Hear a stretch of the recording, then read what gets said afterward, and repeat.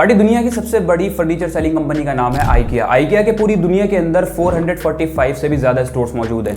यहां तक कि आज की डेट में आइकिया का रेवेन्यू $45 बिलियन से भी ज्यादा का है। लेकिन अगर मैं आप लोगों से बोलूं कि दुनिया की सबसे बड़ी फर्नीचर कंपनी आइकिया एक रेस्टोरेंट कंपनी भी है, यहां तक कि आइकिया पूरी दुनिया के अंदर हर रोज 650 मिलियन से ज्यादा डिनर सर्व करती है, तो आप लोगों के जहन में एक सवाल जरूर आ रहा होगा कि आखिर एक फर्नीचर कंपनी एक रेस्टोरेंट कंपनी कैसे हो सकती है। तो दोस्तों इस सवाल का जवाब छुपा है उस एक स्ट्रेटेजी के पीछे जो कि आइकिया ने बहुत स्टार्टिंग डेज में ही अपनी बिजनेस के अंदर यूज की थी, और इस स्ट्रेटेजी को इंप्लीमेंट करने के बाद आइकिया का बिजनेस एक्सपोनेंशियली ग्रो हुआ था।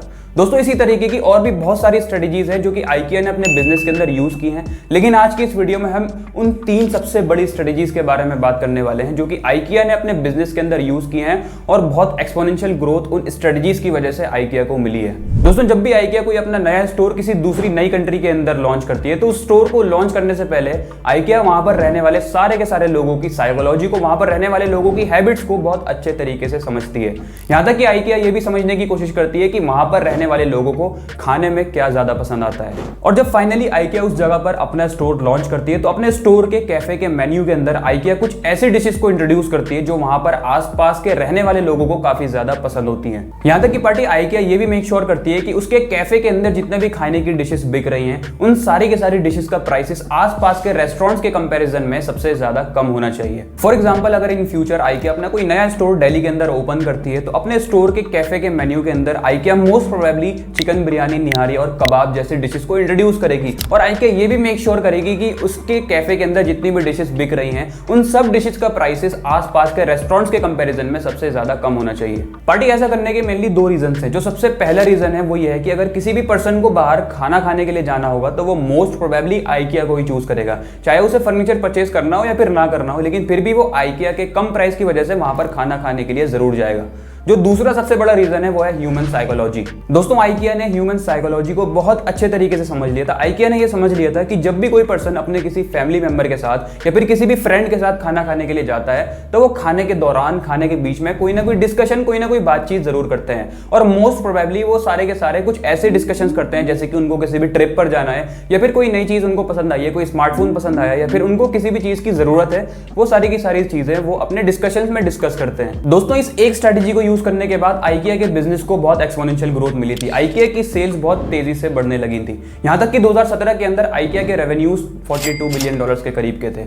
और 2017 के अंदर आइकिया ने रियलाइज किया कि जितने भी लोग उसके स्टोर के अंदर सिर्फ और सिर्फ खाना खाने के लिए आते हैं, उसमें से लगभग 30% लोग आइकिया से कोई ना कोई फर्नीचर या फिर कोई ना कोई आइटम जरूर परचेज करके जाते हैं। और दोस्तों ऐसा भी नहीं है कि आइकिया अपने रेस्टोरेंट बिजनेस को लॉस पर ऑपरेट कर रहा है। 2017 के अंदर ही आइकिया ने अपने रेस्टोरेंट बिजनेस से $2 बिलियन से ज्यादा का रेवेन्यू जनरेट किया था। दोस्तों एक इंटरेस्टिंग फैक्ट आपको बताना चाहूंगा कि जितने भी कंज्यूमर्स आइकिया के स्टोर के अंदर उसका फर्नीचर बाय करने जाते हैं, उसमें से 70% लोग ऐसे प्रोडक्ट बाय करते हैं जो कि काफी ज्यादा महंगे होते हैं और काफी ज्यादा प्रीमियम प्रोडक्ट्स होते हैं। और उन 70% लोगों में रिच और मिडिल क्लास दोनों पीपल शामिल हैं। और मजे की बात यह है कि जब भी ये सारे लोग आइकिया से महंगे प्राइस वाले प्रोडक्ट परचेज करते हैं, ये बड़ा खुश होकर के घर पर जाते हैं और बहुत आराम से उसके प्रोडक्ट्स को यूज करते हैं। और जब भी नेक्स्ट टाइम इनको किसी दूसरे फर्नीचर की जरूरत पड़ती है, तो उसको परचेज करने के लिए भी ये आइकिया के अंदर ही आते हैं और उसका रिकरिंग कस्टमर बन जाते हैं। तो दोस्तों अब सवाल ये आता है कि आखिर ये सारे के सारे लोग आइकिया से इतने महंगे प्रोडक्ट्स बाय करते हैं, लेकिन फिर भी ये खुश क्यों होते हैं, और दोबारा से जब भी इनको कोई नया फर्नीचर बाय करना होता है,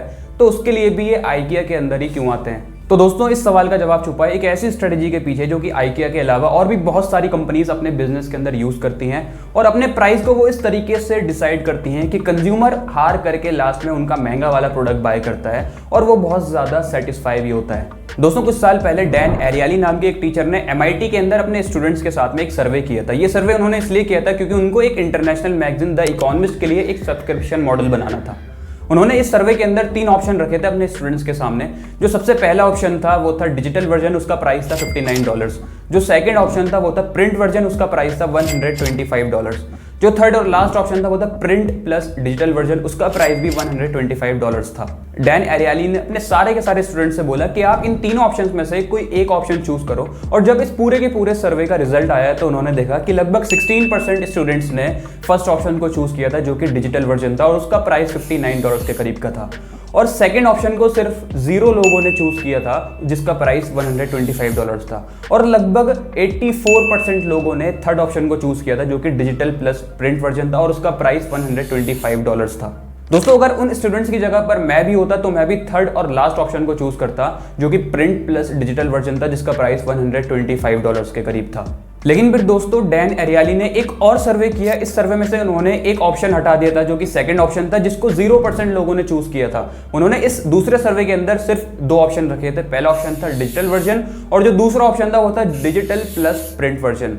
दोस्तों हालांकि डैन एरियाली ने अपने दूसरे सर्वे में से उस सेकंड ऑप्शन को हटा दिया था जिसको 0% लोगों ने चूज किया था और इस दूसरे ऑप्शन को हटाने के बाद इस दूसरे सर्वे के रिजल्ट पर ज्यादा असर पड़ना नहीं चाहिए था। लेकिन जब इस दूसरे सर्वे का रिजल्ट आया है तो डैन एरियाली ने देखा कि लगभग 68% लोगों ने फर्स्ट ऑप्शन को चूज किया है जो कि डिजिटल वर्जन था जिसका प्राइस $59 था और लगभग सिर्फ और सिर्फ 32% लोगों ने ही सेकंड ऑप्शन को चूज किया था जो कि डिजिटल प्लस प्रिंट वर्जन था जिसका प्राइस $125 था। दोस्तों अब सवाल ये आता है कि हालांकि 0% लोगों ने उस सेकंड ऑप्शन को चूज किया था लेकिन फिर भी उस ऑप्शन को हटाने के बाद दूसरे सर्वे के रिजल्ट पर क्यों असर पड़ा। दोस्तों इसका जवाब छुपा है द डिकॉय इफेक्ट के पीछे। अब समझते हैं कि ये डिकॉय इफेक्ट एक्चुअली होता क्या है। फॉर एग्जाम्पल एक कंपनी है जो कि सिर्फ और सिर्फ 2 कैटेगरी बेचती है। जो फर्स्ट कैटेगरी प्रोडक्ट है वो बजट प्रोडक्ट है और जो सेकंड कैटेगरी प्रोडक्ट है वो एक प्रीमियम प्रोडक्ट है और एक महंगा प्रोडक्ट है। इन दोनों कैटेगरी के अलावा वो कंपनी एक और नई कैटेगरी इंट्रोड्यूस करती है, एक और नया प्रोडक्ट लॉन्च करती है, उसको यहां पर हम बोलेंगे डिकॉय प्रोडक्ट। उस प्रोडक्ट के इंट्रोड्यूस करने के बाद जो थर्ड और लास्ट प्रीमियम कैटेगरी प्रोडक्ट है वो बहुत ज्यादा ल्यूक्रेटिव और बहुत ज्यादा वर्दी लगने लगेगा उसके कस्टमर्स को। तो दोस्तों यहाँ पर इस डिकॉय प्रोडक्ट को इंट्रोड्यूस करने के बाद ये जो पूरा प्रोसीजर हो रहा है इसको हम बोलेंगे द डिकॉय इफेक्ट। दोस्तों फॉर एग्जांपल आपको एक बेड परचेस करना है और बेड परचेस करने के लिए आप एक IKEA के स्टोर पर जाते हो तो वहां पर आपको मेनली 3 कैटेगरी के बेड्स देखने को मिलेंगे। A category bed, B category bed और C कैटेगरी बेड। जब आप A कैटेगरी बेड को देखोगे तो एक छोटा सा बेड होगा, उसको बनाने में जो मटेरियल यूज किया गया होगा वो भी काफी ज्यादा ऑर्डिनरी मटेरियल होगा और उसके जो हैंडल्स होंगे वो काफी ज्यादा ऑर्डिनरी होंगे। लेकिन जब आप उस बेड को यूज करके देखोगे तो वो काफी ज्यादा कंफर्टेबल होगा और उस बेड का प्राइस $40 के करीब होगा। लेकिन इसके अलावा आपके पास एक और ऑप्शन है, वो है ऑप्शन C। ऑप्शन C में आपको एक ऐसा बेड मिलता है जो कि काफी बड़ा बेड है और उसका जो मटेरियल यूज किया गया है उसको बनाने में वो काफी ज्यादा प्रीमियम मटेरियल है, उसके जो हैंडल्स हैं वो भी काफी ज्यादा प्रीमियम है। इसके अलावा जब आप उस बेड को परचेस करोगे तो आपको $10 के करीब का कंपार्टमेंट फ्री मिलेगा IKEA की तरफ से। लेकिन उस ऑप्शन C में जो बेड है उसका प्राइस $65 के करीब का होगा। लेकिन इसके अलावा आपके पास एक और ऑप्शन है, वो है ऑप्शन बी। ऑप्शन बी में आपको एक काफी बड़ा बेड मिलेगा लेकिन उस बेड को बनाने में जो मटेरियल यूज किया गया होगा वो काफी ज्यादा ऑर्डिनरी मटेरियल होगा। जब आप उस बेड को परचेस करोगे आपको कोई भी कंपार्टमेंट फ्री नहीं मिलेगा IKEA की तरफ से और उस ऑप्शन बी में जो आपको बेड मिल रहा है उसका प्राइस लगभग $60 के करीब का होगा। तो आप लोग खुद चूज करके बताओ कि आप इन तीनों ऑप्शंस में से कौन सा ऑप्शन चूज करोगे। अगर मैं एक कंज्यूमर होता तो मैं ऑप्शन सी को चूज करता क्योंकि सबकॉन्शियस माइंड में मुझे ये लगता कि ऑप्शन बी के कंपैरिजन में ऑप्शन सी काफी ज्यादा अच्छी डील है और वो काफी ज्यादा वर्थ इट भी है। जितने पैसे मैं दे रहा हूं उसके कंपैरिजन में मुझे एक काफी अच्छा प्रोडक्ट मिल रहा है। लेकिन जैसे कि आप देखोगे कि IKEA ने यहाँ पर डिकॉय इफेक्ट को यूज किया है। IKEA ने अपने ऑप्शन बी को as a decoy product use किया है जिसकी वजह से जो ऑप्शन सी है जिसमें आपको एक प्रीमियम बेड मिल रहा है वो एक ल्यूक्रेटिव डील लगती है, वो काफी ज्यादा वर्थ डील लगती है। दोस्तों इसके अलावा IKEA अपने स्टोर के अंदर जितने भी फर्नीचर आइटम सेल करता है उन सारे आइटम्स के अंदर IKEA इसी तरीके से यही सेम प्राइस स्ट्रेटेजी को यूज करता है और 70% से ज्यादा लोग IKEA के इस ऑप्शन सी को चूज करते हैं। IKEA के प्रीमियम प्रोडक्ट को बाय करना पसंद करते हैं जो कि काफी ज्यादा महंगा होता है। लेकिन इस ऑप्शन बी की वजह से उनको ऑप्शन सी काफी ज्यादा ल्यूक्रेटिव लगता है और जब वो इस ऑप्शन सी को चूज करते हैं तो वो काफी ज्यादा खुश भी होते हैं और जब भी उनको कोई नया प्रोडक्ट बाय करना होता है वो उसके बाद भी IKEA के पास ही आते हैं। वो गिल्टी फील नहीं करते ऑप्शन सी को चूज करने के बाद। दोस्तों एक और बात मैं आपको बताना चाहूंगा कि IKEA ने इस डिकॉय इफेक्ट को अपने बिजनेस के अंदर थोड़ा सा मोल्ड करके यूज किया है, थोड़ा सा चेंज किया है इस डिकॉय इफेक्ट को। जब भी आप किसी डिकॉय इफेक्ट को अपने किसी भी बिजनेस के अंदर यूज करते हो तो उस डिकॉय इफेक्ट की वजह से आपको ऑप्शन सी तो काफी ज्यादा अच्छा लगेगा, काफी ज्यादा ल्यूक्रेटिव लगेगा और कंज्यूमर भी काफी ज्यादा खुश होगा। लेकिन जो बाकी के दो ऑप्शन है, ऑप्शन ए और ऑप्शन बी, वो ऑप्शन काफी ज्यादा बेकार और काफी ज्यादा अनअट्रैक्टिव लगेंगे। लेकिन अगर आपका कोई बजट कंज्यूमर है और वो ऑप्शन सी को अफोर्ड नहीं कर सकता है और वो ऑप्शन ए को और ऑप्शन बी को चूज कर लेता है तो वो काफी ज्यादा गिल्ट फील करेगा और वो नेक्स्ट टाइम आपसे शॉपिंग भी करने नहीं आएगा। लेकिन आइकिया ने अपने प्राइसिंग स्ट्रेटेजी को, इस डिकॉय इफेक्ट को और भी अच्छे तरीके से अपने बिजनेस के अंदर यूज किया। आइकिया ने डिकॉय इफेक्ट को यूज करके ऑप्शन सी को तो ल्यूक्रेटिव बनाया ही, साथ में उसने ऑप्शन ए को भी इतना बजट फ्रेंडली बना दिया कि अगर कोई भी 20 साल का स्टूडेंट है, कोई अगर कॉलेज में पढ़ता है या फिर यूनिवर्सिटी में पढ़ता है, वो इस ऑप्शन सी को अफोर्ड नहीं कर सकता है। तो आइकिया ने ऑप्शन ए को भी काफी ज्यादा बजट फ्रेंडली बनाया है, और अगर कोई उसका बजट कंज्यूमर ऑप्शन ए को चूज करता है तो वो भी काफी अच्छा फील करेगा, उसको भी ऑप्शन ए की डील काफी ज्यादा अच्छी लगेगी, और जब उस पर्सन की इनकम बढ़ जाएगी तो वो भी ऑटोमेटिकली प्रीमियम कंज्यूमर में कन्वर्ट हो जाएगा, और वो ग्रेजुअली बट स्लोली आइकिया के ऑप्शन सी को चूज करेगा इन फ्यूचर। पार्टी, अगर आपको कोई फर्नीचर का आइटम परचेस करना है, मान लो आपको एक वार्डरोब परचेस करनी है, तो आपके पास मेनली दो ऑप्शंस हैं। सबसे पहला ऑप्शन है कि आप अपने घर के पास वाली किसी भी लोकल शॉप पर जा करके कोई अच्छी सी वार्डरोब को पसंद कर सकते हो, और पसंद आने के बाद उस वार्डरोब को घर पे ला सकते हो, और वो वार्डरोब आपको सिंगल पीस में मिलेगी। आपको उसमें कोई भी काम नहीं करना है, आप सिंपली ट्रक में रख करके उस वार्डरोब को घर पर ले आ सकते हो। लेकिन आपके पास जो दूसरा ऑप्शन है, उसमें आप किसी भी आइकिया स्टोर पर जाकर के उसके स्टोर में कोई अच्छी सी वार्डरोब को पसंद कर सकते हो, लेकिन जब आप उस वार्डरोब को घर पर लेकर के आओगे तो वो आपको सिंगल पीस में नहीं मिलेगी, आपको वो पार्ट्स में मिलेगी, और उस पार्ट्स को आपको असेंबल करना होगा, वो भी खुद। पार्टी, अगर आप यहाँ पर सेकंड ऑप्शन चूज करते हो, आइकिया के स्टोर से किसी भी वार्डरोब को परचेस करते हो, तो यहाँ पर आपको सबसे पहले अपने घर में ला करके उसको असेंबल करना होगा, और उसमें आपका काफी ज्यादा टाइम लगेगा और काफी ज्यादा एफर्ट लगेगा। लेकिन आपको एक मजे की बात बताता हूँ कि 50% से ज्यादा लोग यहाँ पर सेकंड ऑप्शन को चूज करना पसंद करेंगे। अब सवाल ये आता है कि 50% से ज्यादा लोग यहाँ पर सेकंड ऑप्शन को क्यों चूज कर रहे हैं, जबकि सेकंड ऑप्शन को चूज करने के बाद उनको पूरे के पूरे पार्ट्स को असेंबल करना होगा, जिसमें उनका काफी ज्यादा टाइम लगेगा और काफी ज्यादा एफर्ट भी लगेगा। तो दोस्तों, इसका जवाब छुपा है एक ऐसी स्ट्रेटजी के पीछे जिसका नाम है डू इट योरसेल्फ, जिसको हम DIY स्ट्रेटजी भी बोलते हैं। दोस्तों, इस चीज को अब बहुत ध्यान से सुनना। 1950 के अंदर यूनाइटेड स्टेट्स में मदर्स को केक बनाना काफी ज्यादा पसंद होता था, उनके बच्चों को भी केक खाने में काफी ज्यादा अच्छा लगता था, और हस्बैंड भी काफी ज्यादा पसंद करते थे केक खाना। लेकिन इस केक को बनाने में उनको लगभग 5 से 6 घंटे का टाइम लगता था, क्योंकि केक बनाने का जो पूरा का पूरा प्रोसीजर होता है वो काफी ज्यादा लंबा होता है, और उसमें काफी ज्यादा टाइम लगता है, और उसमें ज्यादा एफर्ट भी लगता है। लेकिन जो केक तैयार होता था वो उनके हस्बैंड्स को और उनके बच्चों को काफी ज्यादा पसंद आता था, चाहे वो केक अच्छा बनाओ या फिर बुरा बनाओ, वो बहुत ज्यादा शौक से उस केक को खाते थे। लेकिन यहाँ पर एंट्री होती है एक कंपनी की जिसका नाम होता है जनरल मिल्स।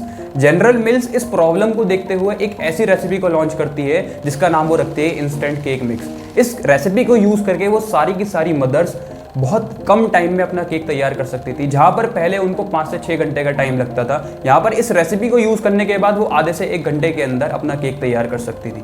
और साथ साथ इस रेसिपी को यूज करने के बाद जो केक तैयार होता था वो भी काफी ज्यादा डिलीशियस होता था।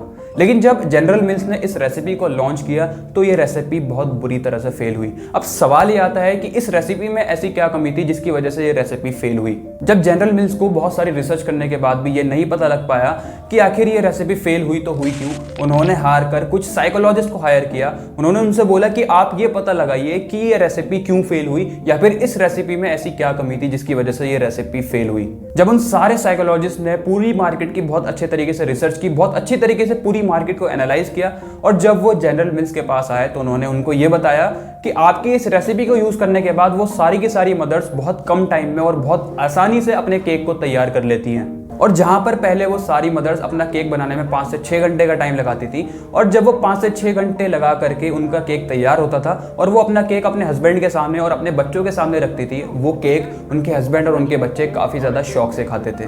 चाहे वो केक अच्छा बनाओ या फिर बुरा बनाओ, लेकिन उनके हस्बैंड को और उनके बच्चों को यह पता था कि मेरी मदर ने या फिर मेरी वाइफ ने 5 से 6 घंटे लगा करके इस केक को तैयार किया है, इसलिए वो इस केक को काफी ज्यादा शौक से खाते थे। और उन सारी औरतों को ये देख करके अपने दिल में एक सेंस ऑफ सेटिस्फैक्शन फील होती थी। लेकिन जब वो सारी मदर्स अपना केक बनाने के लिए जनरल मिल्स की इस रेसिपी को यूज करती थी तो उनका केक आधे से 1 घंटे के अंदर तैयार हो जाता था। लेकिन केक तैयार होने के बाद उनके दिल में एक सेंस ऑफ सेटिस्फैक्शन नहीं आती थी जो उनको पहले आया करती थी। पार्टी, इसको एक एग्जांपल से समझते हैं। आप में से बहुत सारे लोगों की मदर्स कोई एक ऐसी डिश जरूर बनाना जानती होंगी जो कि बहुत ज्यादा डिलीशियस तैयार होती है। मेरे केस में मेरी मदर बहुत अच्छी चिकन बिरयानी बनाना जानती है। हालांकि वो चिकन बिरयानी बहुत ज्यादा डिलीशियस तो होती है, लेकिन उस चिकन बिरयानी को बनाने में उनको लगभग 4 से 5 घंटे का टाइम लगता है, क्योंकि चिकन बिरयानी को बनाने का जो पूरा प्रोसीजर है वो बहुत ज्यादा टाइम कंज्यूमिंग होता है और उसमें बहुत ज्यादा एफर्ट भी लगता है। दोस्तों, जरा सोचो कि अगर मैं किसी दिन अपनी मदर के पास एक ऐसी रेसिपी लेकर के जाऊं और उनसे जाकर के बोलूं कि मैं इस रेसिपी का यूज करके आधे घंटे के अंदर आपसे अच्छी चिकन बिरयानी बना सकता हूं, मेरी मदर उस रेसिपी से तो ऑफेंड होंगी ही, साथ में वो मुझसे भी गुस्सा हो जाएंगी क्योंकि उनको लगेगा कि मैं उनके एफर्ट की, उनकी मेहनत की बेइज्जती करने की कोशिश कर रहा हूँ। तो दोस्तों इसी तरह 1950 के अंदर यूनाइटेड स्टेट्स में सारी मदर्स को ये लगता था कि जनरल मिल्स की ये रेसिपी उनकी मेहनत की, उनके एफर्ट की बेइज्जती करने की कोशिश कर रहा है, और इसलिए सारी की सारी मदर्स एक तरह से उस रेसिपी से ऑफेंड हो जाती थी। तो पार्टी जब ये सारी की सारी बातें उन साइकोलॉजिस्ट ने जनरल मिल्स को जाकर के बताई, तो जनरल मिल्स ने कुछ टाइम बाद एक और नई रेसिपी लॉन्च की। इस नई रेसिपी के अंदर उन्होंने थोड़ी सी चेंजिंग रखी थी। जहां पिछली रेसिपी के अंदर आधे से 1 घंटे के अंदर केक तैयार हो रहा था, वहां इस दूसरी रेसिपी को यूज करने के बाद 2.5 से 3 घंटे के अंदर केक तैयार हो रहा था। इस दूसरी रेसिपी को यूज करने के बाद भी मदर्स को थोड़ा सा टाइम, थोड़ा सा एफर्ट लगाना पड़ रहा था। इसलिए जब ये दूसरी रेसिपी लॉन्च हुई तो ये बहुत ज़्यादा सक्सेसफुल हुई। इसलिए जितनी भी मदर्स इस दूसरी रेसिपी को यूज़ कर रही थी वो ज़्यादा ऑफेंड नहीं हो रही थी और इसको बहुत आराम से यूज़ कर रही थी, और इसकी सेल्स देखते ही देखते स्काई रॉकेट हो गई थी। A fresh egg cake or a cake made with dried eggs? Or higher, lighter, tastier cake? Why, fresh eggs, of course. But remember, all cake mixes are not alike. Betty Crocker cake mixes are different. They call for your eggs, added by you at home. It's the only national cake mix brand that lets you add the eggs. There's a reason why there are no dried egg whites, no dried egg yolks in Betty Crocker cake mixes. When you add the eggs, you're sure to get finer cakes most consistently. 9 out of 10 homemakers in recent tests said Betty Crocker cake mixes gave them bigger, taller cakes than the dried egg cake mixes they tested. Yes, and better tasting cakes, too. Try Betty Crocker Party Cake Mix for yellow, white, or spice cakes.